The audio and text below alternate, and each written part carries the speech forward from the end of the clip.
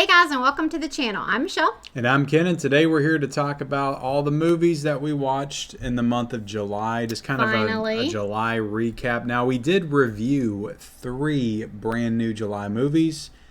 Superman, Together, and Happy Gilmore 2. Okay. We're not going to talk about those here. We did full reviews for those. If you want to go check those out, you can. They're up on the channel. But yeah, we're just going to be talking about all the other movies that we watched. Most of them were newer releases that we'll be getting into. Yep. But before we get into it, hit the subscribe button if you haven't already, and like the video. Like she said, and then leave us a comment down below. What did you watch in the month of July? New movies, old movies, I don't care. Comment whatever you want to comment. All right, so let's kick things off with Drop. That is the first, not the first movie, but the first one on my list. Okay. That we watched. We watched this one on Peacock as well. Peacock. Cock. Yeah, this was one that I was actually looking forward to quite a bit. We wanted to go see it in theaters, but we just never made I feel like we almost did. Yeah, never made it to the theater to see it. Yeah, I was pretty disappointed with this one. Yeah, I mean, I got my Letterboxd pulled up. I gave it a 2.5 stars. I didn't like it. I felt they put everything in the trailer. They really did. Maybe if I didn't watch the trailer like 10 times, I would have gave it a 3 stars. Yeah. Watched it's okay. It against your will. It's not the worst thing in the world. It's just very predictable. And like I said, I feel like I saw all the big moments in the trailers. Yeah, I don't know if I would rate it as low as a 2.5 star. I feel like that's pretty. It's pretty. I really didn't like it. I didn't like the way it unfolded. I don't know. It just felt very. Yeah. Basic to me. Yeah, it definitely was just. Again, everything was in the trailer. Very underwhelming. Very predictable. I didn't feel like anybody was very likable. No, I mean, that actress even is the kid, okay. Even the kid, the kid has a pretty minor part, but man, he was annoying. Annoying. The stakes are high in the movie, but I don't feel like you really feel them. Yeah. Or even care. Yeah, and it's just happens. The whole thing is just very unrealistic and just kind of out there, honestly. And the motivations at the end yeah. of why the person's doing what they're doing, like leaving all these little drops on her phone, holding her family hostage. Yeah. It's just so ridiculous. It's extreme. Yeah, I don't know. Talking about, I want to go down to a 2-star now. I guess I'm glad that we didn't go to the theater to see it. So yeah, I mean, we saw it for free on Peacock. Well, for the price of whatever Peacock is, and lots of ads, which I think is they're raising their price like $2 this month. Yay! Next up, we watched a documentary on Netflix. It was 3 episodes, I think. It was the Idaho student murders. Oh yeah. Which you knew more about this than I did. I barely I remember it happening, but I did not know any of the details. But that was a pretty horrific thing that happened. Yeah, they call them, I think, the Idaho 4. Some people say that it's, unfortunate that they just call them that and not their names. But there were 4 college students who got murdered by the same guy, one guy, and that case actually just wrapped up. He got life in prison. But yeah, I kind of have, I went through a little crime spell where you watch all this stuff, and I tend to do this. I get super hyper focused on one thing, and so I was watching a lot of crime story stuff. And yeah, this was a case that I was following a lot because, again, the trial was coming up. And so I was looking forward to this documentary as much as one can look forward to a documentary about 4 college students being murdered. I mean, it was crazy because it's like straight out of a a slasher movie. Yeah. This was 2021, right? Did this happen? 2021, 2022, somewhere Honestly, around there? I can't remember, but Like I said, I remember it, but I feel like when they reported on the news, I was thinking it was like a shooter or something. yeah, no. But yeah, it was as far as the documentary goes, some of the parents, the victims' parents, some of them are, they've chosen to be in the spotlight. Some haven't. Yeah. But I don't know. This documentary, it was more focused on, the families of these victims, and there were a lot of like really heartbreaking moments. Being parents ourselves, and at the time I had my youngest brother was in college, and I remember my mom being just like, Yeah. even though this wasn't crazy. even anywhere near us, but yeah, I don't know if you're. I like the way it, unfolded because it starts off and they don't really give you all the details until I feel like the last episode. Yeah, it was. So you didn't, like you said, you didn't know But a lot you of. knew everything, but I didn't know anything. So Yeah, you didn't know a lot about it, and I did feel like they weren't like. I feel like had I not known everything, I feel like they left a lot of stuff out, basically.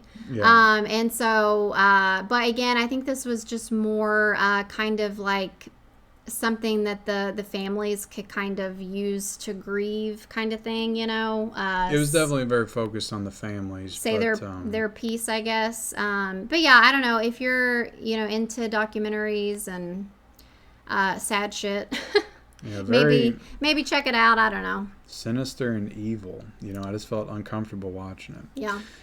Next up, we watched Death of a Unicorn, Death of a Unicorn. Yeah, A24 movie. this was one that for some reason I wanted to go see it in the theater. I was like trying to get everybody to go see it. You were. I was just I like, couldn't what? imagine all of us watching this in the theater. Yeah, I was like, what? This might be like fun. I mean, you knew it was gonna be like kind of a little out there. It's got Paul Rudd in it. Who doesn't love Paul Rudd? Yeah. Jenna Ortega, what's his name? Will Poulter? I like Is that his him. name? I do really like him. Oh, who's the actress that's in it that hasn't been in anything? Tia Leone is in it. Yeah. Yeah. It's like, kind of silly, kind of out there, but I honestly didn't hate it. No, I didn't either. This Yeah. movie would have fit perfectly in the 80s. Like, it just feels like a B horror, like, creature feature You think? with a little bit more of an artistic, flair to it, I think, Yeah, with it being like A24. likes to do, yeah. But, like, at its core, like, it's just a monster movie. Mm-hmm. Like, that's what it is. So, like, I don't know. I thought it was okay. I didn't really like Paul Rudd or Jenna Ortega. I know, and I didn't think they had good chemistry. It's really unfortunate because Paul Rudd, like, he can play some, like, very annoying characters, I feel like. Yeah. And Jenna Ortega, I don't love her, and her character is just, like, a very Jenna Ortega, very emo, and, she's like this gothic girl. It's kind of run its course, I feel like. With the dark hair, the nose piercing, the whole 9 yards.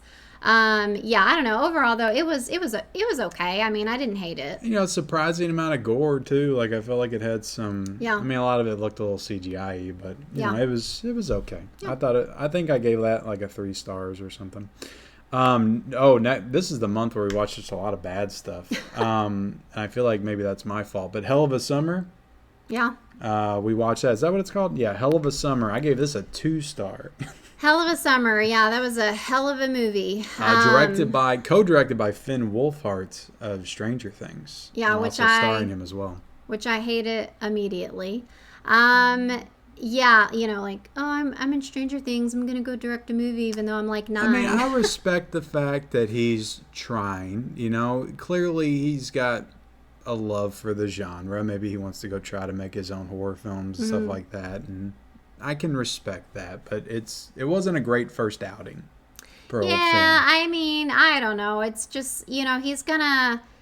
These Stranger Things kids, they are gonna have that, big head complex where they're like in one of the biggest shows ever, and I they're probably, I forget like how old they are now. They're probably like much older than I think that they are, because They're our age now, I think. they are not. Shut up.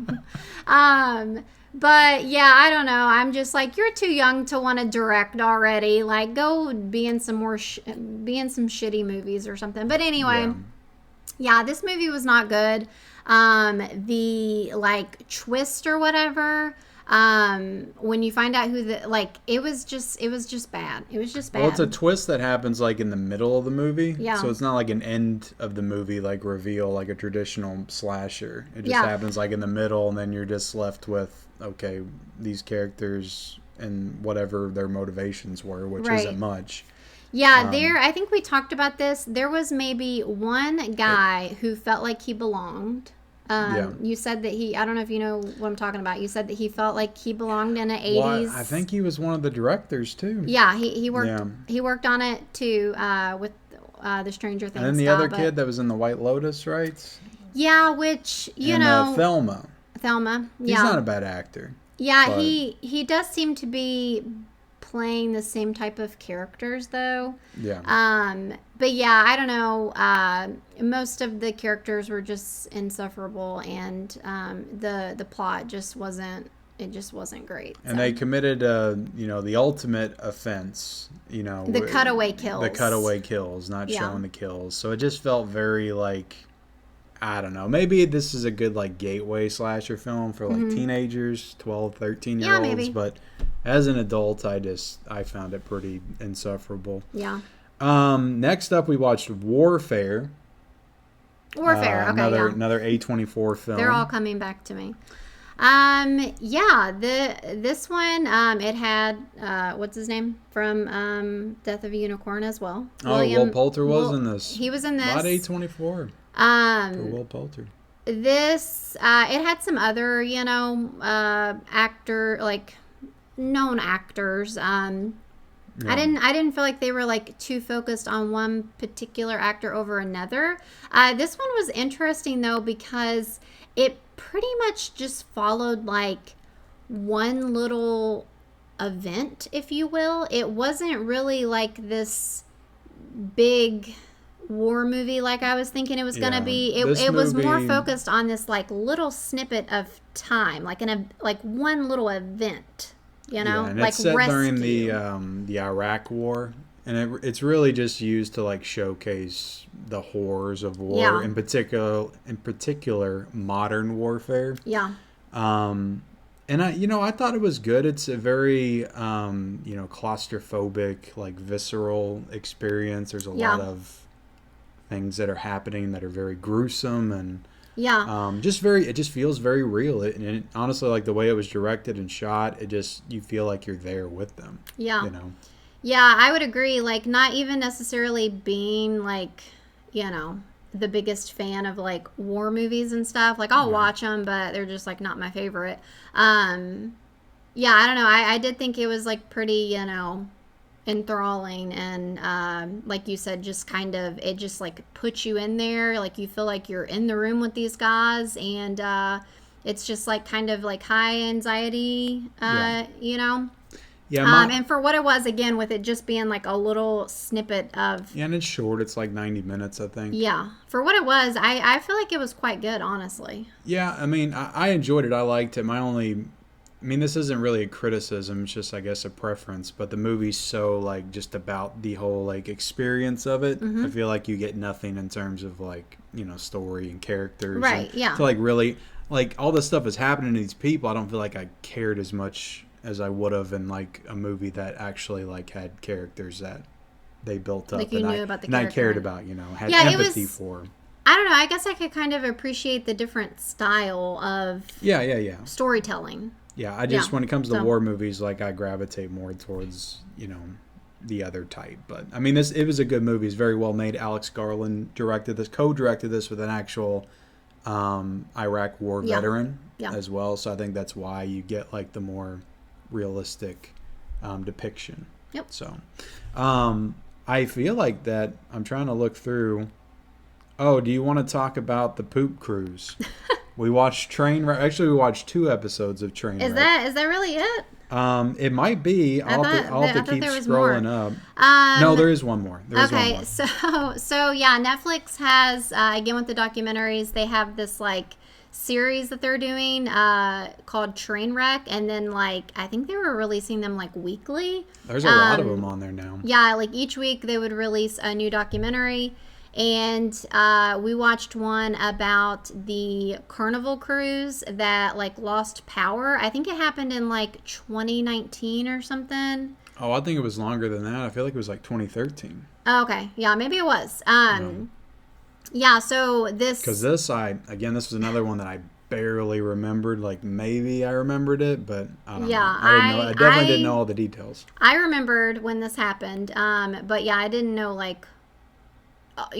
So with this documentary, people who were on the cruise are, talking about the experience and how this, basically an engine on the cruise line caught on fire and they weren't able to, save anything. Like the engine was just completely fried. And so this cruise is like out in the middle of the ocean and they've lost power. And so it just talks about how like the, restrooms quit working and like you've got urine and feces like coming up through, leaking out of the walls. Like it's crazy. It really makes you think about just how important the bathroom is.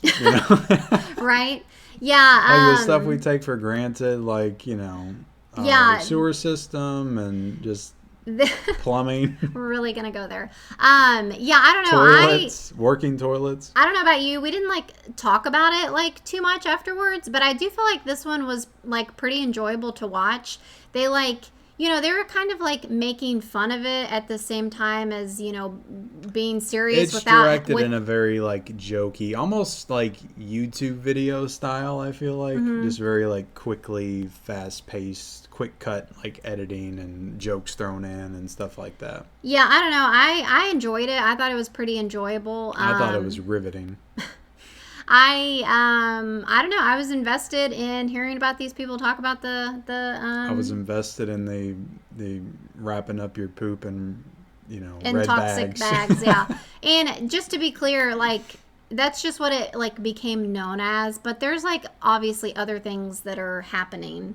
They don't have any way to refrigerate food now, and there's no AC. People are having to move their beds out onto the deck because it's so hot down in there. I feel like it always goes back to the poop and pee, though. Yeah. And it did. I mean, it's important. So. It starts to stink and it contaminates the food. And it just because they're they're waiting to be rescued. So I think that if you're gonna watch a documentary on Netflix, definitely check that one out because I thought it was enjoyable. Just if you got a cruise plan, don't watch it. Wait till you get back. That's true. Maybe not. Because it made me never want to go on a cruise. Right. Well, you never wanted to go on one anyway, but. But no, I enjoyed it. I thought it was well done. I want to try to watch a few more of those, but we did watch another one. We watched Balloon Boy, Trainwreck. Balloon Boy. Yeah, this one I vaguely remembered. This was pretty wild. I vaguely remembered this happening, in real life. Basically, it was about this family who they were just kind of eccentric inventors. They were like Doc Brown from Back to the Future. The dad specifically, I feel like, he was just always trying to build things, invent things. So they had kids and they were building this flying saucer of sorts, but it wasn't really meant for anyone to be in it. It was just it could just go up and float or whatever. Well, I don't know if we should say. Should we say? We can say the premise. We don't have to say how it unfolds. But basically, the kid gets underneath of it, and then it flies away, and they think their kid got taken up with it. Yeah. And so, it was this whole big thing, the news crews, they get involved. It goes high in the air. There's helicopters, trying to bring it down and figure out how they're going to get him down. And, then they talk about kind of, if this family planned it, and it was pretty interesting. Not my favorite one that we've watched, but yeah. Well, on Letterboxd I gave this the same score as the Poop Cruise, so I guess I enjoyed it. I liked the Poop Cruise more. All right, so the last one we watched was Until Dawn. And this was on Netflix. It is a Sony movie, so yeah, it was on Netflix. Um, I gave this a 2.5 stars, so I guess I didn't really like this one all that much. Yeah. Yeah, I don't know what it is. It's like these like video game movies, they just like don't ever translate. Well, the premise is interesting, but the Yeah. problem is, when you die and you keep coming back to life, because they're basically like respawning in the movie. Yeah. It's a slasher movie where your characters respawn, Yeah. basically like a video game. That takes all the tension out of it because there's no stakes. Well, there is, because There's things they that only happen when have they come back. they only have so many times. Well, yeah, but that's like, kinda like a okay, cat with, you're 9 watching them lives. die 30 times versus one time. I Yeah. still feel like that takes the stakes out because they get so many chances. Yeah, but it's like, I don't even know if that's the problem. I guess. Some of the kills were cool, like visually. There's Yeah. a few decent ones. There was. Well, I'm not going to. Yeah, spoil we're not gonna anything. say. Yeah. So I mean, I don't know. I just felt very bland. I don't know what else to say. Yeah. I don't, like, for me, it just had no tension. There was no scares. I just didn't care. Yeah. At the end of the day, so that's a problem too. Honestly, again, it's like, as far as like the characters go too, I didn't like. I feel like a lot of them were annoying. Not all of them, but Yeah. it's just hard when like the characters are annoying. You're like, I hate this already. I mean, that's a you trope can all die. with I don't a care. lot of slasher movies, but yeah, I don't know what it was about the movie. It just should have been better than what it was, like, because there's just a lot of really visually interesting things going on. Yeah. But I just ended up thinking it was all just a whole lot of nothing. Yeah. So So. that's Until Dawn. So yeah, hopefully we watch some better movies in August to talk about. Well, I will say we watched one last night, and I guess we can't talk about it now, but I quite We'll talk enjoyed about it. it So. in the next video. Actually, we've already watched 2 movies to talk about. Yeah. In the next video, but that's our everything we watched in the month of July, or Yep. everything that we haven't talked about yet that we watched in the month of July. Mm-hmm. Please, if you can, hit the subscribe button. Also hit the like button. Leave us a comment down below, and we'll see you next time. Bye, guys.